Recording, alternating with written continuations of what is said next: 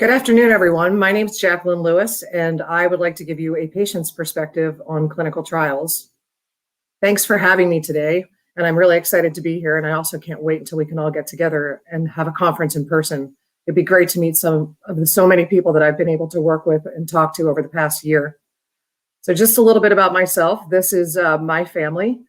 I have a 17-year-old son and a 16-year-old daughter. We became a family back in 2005 when I adopted my kids from Russia. We love to travel. We're a pretty active family. And definitely travel is our passion. Both my kids attend Brewster Academy. They're typical teenagers. They keep me on my toes. And we love to have a lot of fun in the summers. We live in New England, so we have a short summer, so we try to maximize our potential with that. Obviously, as mostly a single parent, this diagnosis has been quite difficult for my children. Not yet, let alone myself, but we have been making the most of our time and enjoying our days. And it's interesting for me to be able to talk about clinical trials because clinical trials give me a lot of hope in terms of my ability to continue to buy time or to actually come up with a solution for this cancer that keeps me around long term. So these two kids right here are my incentive to do that, if you will. So just a little bit about clinical trials, which I believe most of you will already know from a previous presentation by Dr. Goyle, but phase 1 trials are meant to just find a safe dose and decide how the new treatment should be given to someone, to see how that treatment affects the human body and fights cancer. And it's often a smaller group, between 15 and 30 people that take part. Moving on to phase 2, it's meant to determine if the new treatment has an effect on certain cancers and to see if new treatments will affect the human body and fight the cancer. And that's usually a little bit of an expanded group of maybe 100 people. And then moving on to phase 3, which is generally before a drug will go to FDA approval, it's to compare that new treatment or new use of a treatment with a current or standard treatment. It can be anywhere from 100 to several thousand people that will participate in that. So when a lot of people hear about clinical trials, they immediately get nervous. And I've had this conversation with many patients over the last year. So I'm going to give you a quick overview of what my story is, and then we can talk about the clinical trials. So I had upper right quadrant pain for 4 years. I had multiple scans, blood tests, and ER visits, which found nothing. Continued going back to the doctor, but unfortunately, I never had a diagnosis until March 13th of 2020, which is just over a year ago now. I went in for an MRI on what I thought was a torn muscle, and it turned out to be a bone met on my scapula and on my shoulder. And then I, of course, had a PET scan and a subsequent biopsy, which confirmed on March 13th that I, in fact, had cholangiocarcinoma intrahepatic with mets to my adrenals, lymph, and bones. On March 24th last year, I started GemCis, standard of care, and my scans came out pretty well. It showed a robust response, particularly in my visceral organs. However, my bones had progression, so that's what we call a mixed response, as many of you will know. At that point, Dr. Goyle and I discussed any other options that might be out there that would help basically arrest the progression in the bones. And we decided that it would be a good time to try a clinical trial that was a phase 2 trial that was launching at MGH. That trial was a drug called DKN-01, and it was paired with nivolumab, which is an immunotherapy. Unfortunately, I say the trial failed me because about a month later, I had to leave the trial because I had progression. I then started on Tibsovo, which is a drug right now for IDH1, that which is my mutation, which is up for potential FDA approval, as many of you will know. I paired that with GemCis with the hope that the combination of the two would certainly arrest the bone progression. However, that didn't work. We still had a mixed response, so it's not to say Tibsovo didn't work. It's just we weren't fully clear if it was the chemo or it was the Tibsovo that was working. We then decided to go on to GemCis Abraxane in November of last year, which I've been doing since. And I've been actually, for the first time, stable disease at my most recent scan. So bone progression has stopped, which is great news. So for me, clinical trials are very important because it gives us all the opportunity, especially with a rare cancer, participating in something that might, in fact, prolong our lives or potentially arrest this cancer in the long term. As many of you know, clinical trials can be held at many different institutions. And I think oftentimes it's a bit overwhelming for patients to figure out how they actually will be able to find a clinical trial and be able to then participate in one. Your oncologist should certainly be able to support you in your search for a clinical trial, especially if they're cholangiocarcinoma specialists. They'll often know which institutions are holding trials and which facilities may be getting ready to hold a trial in the near future. You can also certainly, and I suggest you do, advocate for yourself and make sure that you are researching clinical trials that might be available. You can go to clinicaltrials.gov, which is a great resource. Some people may find that a little bit overwhelming because there's lots of ways to search by countries, by whether or not a trial is active, whether it's recruiting. So if you need help with that, you can always go to your mentor if you have one at the Cholangiocarcinoma Foundation.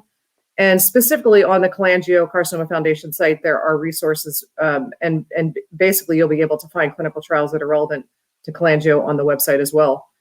So I do suggest, if it's something that you're a little bit nervous about doing, that you get help, because it really can be important in terms of determining your treatment outcomes. So you can look for something that's very specific to cholangio by putting that keyword in, but you can also look for solid tumors or biomarker-driven clinical trials that are available. So oftentimes the trial may not be specific to cholangio, but it may be specific to a mutation or in a biomarker, or simply just solid tumors, which oftentimes is how some of these basket trials will start. So I encourage you to do some research and then have a conversation with your oncologist about what clinical trials might be right for you. What I want to be able to specifically discuss with you is reasons why you should look at clinical trials, because I know they can be scary. Phase 1 clinical trials, you can get access to a drug potentially 5 years before it hits the market. And oftentimes it's difficult to get into trials once they start progressing. So if you have the opportunity to, and you feel like you are in a stable enough situation where you might want to consider a trial, phase 1 trials are nothing to be afraid of. Oftentimes, I think people think about them back in the day when potentially some of these things were truly first in human in a way that was less structured and potentially didn't have as many safety protocols as they do now. But those times are long gone. And I've never felt more safe as a patient when I was on that trial that I went on. I had so much care and a team of people looking after my everything, all my blood tests, scans, constantly monitoring for me for any change.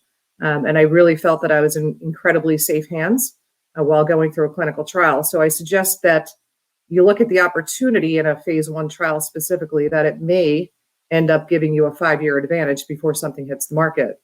In the event that it doesn't work out, you can simply go back to what care you were getting before.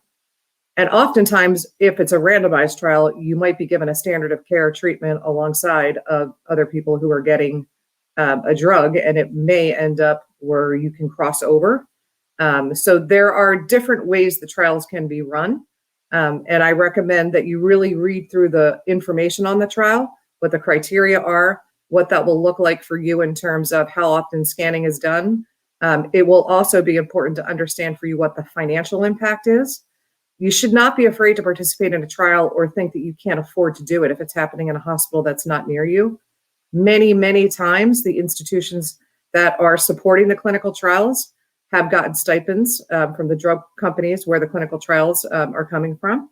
So they will be able to support you with some financial resources in order for you to be able to participate in that trial. So you should certainly ask about that. In addition to that, there are often charitable organizations that we have become aware of that will also support patients' costs in getting to a clinical trial. In addition to that, I think that it's important to know that COVID may have actually had a positive impact on clinical trials. And to the extent that we've learned that we might need to be getting patients these drugs and have them monitored at their local facilities rather than coming to the hospital where the trial is actually happening. I don't know that that progression will fully be embraced in the very near future, but it's going in that direction. So that could be a great option for patients as well. So it's always about understanding how long you're expected to potentially be somewhere, what the financial impact is to you, understanding what the outcome that trial is looking for and how specific it is to you. So obviously biomarker-driven clinical trials will be about your specific genomic mutation. Solid tumor ones may not. But if you look at many of the drugs that have come on the market, so many of them, all of them have to go through this approval. So you just may be on the forefront of participating in something that extends your quality of life and your length of life. I know Tibsovo, which is up for FDA approval right now. I know several patients who've been on it a few years, and they would not have had that opportunity had it not been for clinical trials. The same with the FGFR inhibitors, that there's clinical trials opening at MGH right now, as we know. So it's important, even as we expand into non-biomarker trials, that we participate in these things so that we can certainly help solve the problem for cholangio patients of having tumors that essentially don't respond or not enough options for treatment. So if we all participate, I think we can support a brighter future. I think it's something we shouldn't be afraid of. I would suggest reaching out to your Cholangiocarcinoma Foundation mentor. In addition to that, the patient groups and the support groups on Facebook are a great place for you to have discussions with patients who participated in trials, what that felt like for them. So I would encourage all of you to embrace the idea of clinical trials and to look for them, because they really give us hope for a brighter future. And from my perspective, as I said, I am constantly looking for a clinical trial to participate in. I'm aware that chemotherapy is palliative care, and I'd like to move on to something that offers me a longer and more stable response so that I can get on and continue living my life the way I want to live it. So that's pretty much it for me today. If you have any questions, I'm going to put my contact information up, and I'm happy to answer any questions or reach out to anyone. I know this was a brief presentation, but if you have any concerns about doing a clinical trial as a patient, I'd be happy to have conversations with you. Thanks for your time today.